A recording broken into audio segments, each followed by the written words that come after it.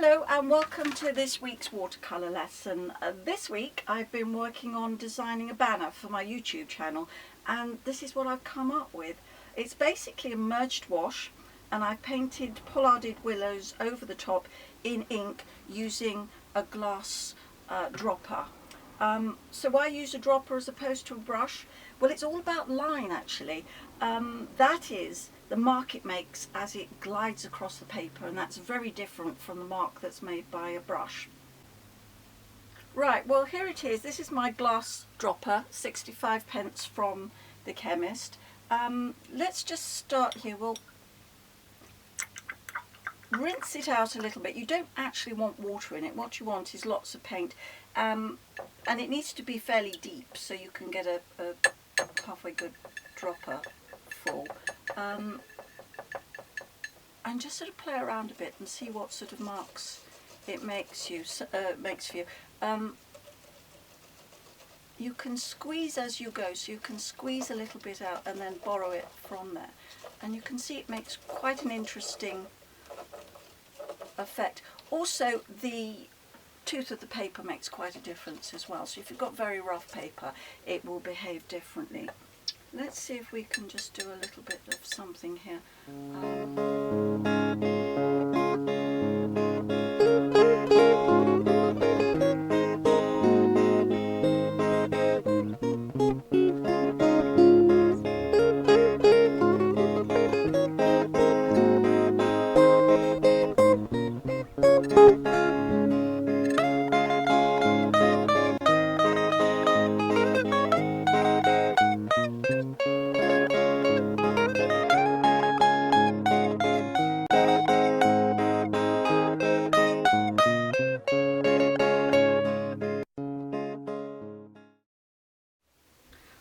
As you may know, I have a slight obsession with dry stone walls, so let's just start this here, see if we can do something interesting.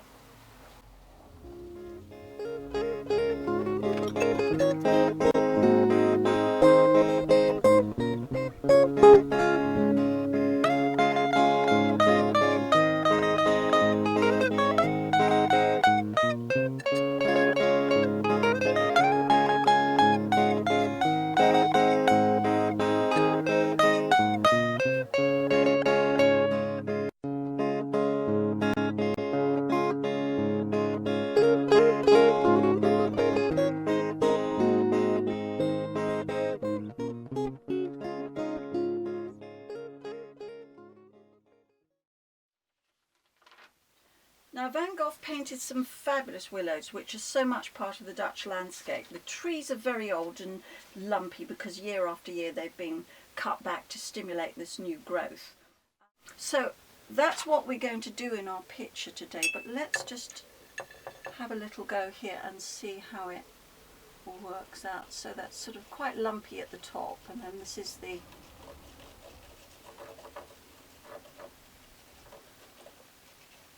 trunk. And then the point about using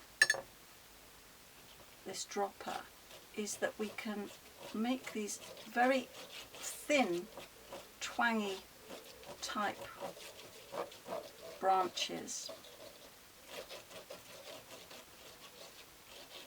that you can repeat and repeat to give that lovely willowy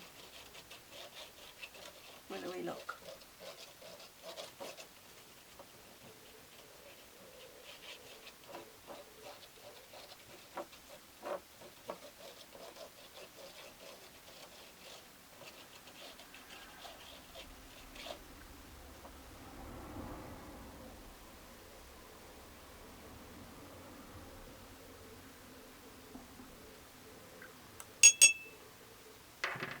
Right, so now we've had a practice, let's have a go at our picture.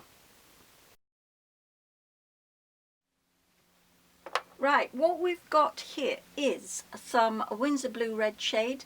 I've got some gamboge, and my red is Pyrrole Scarlet. A big brush for wetting, a couple of other brushes, and of course the dropper here for the pollarded trees. So we're going to make this picture really quite loose, I think. So we want merged washes to start with, and it will be the actual trees on the edge of the bank that bring it all together. So let's just wet the paper first here, give it a couple of seconds to dry, and we can get on.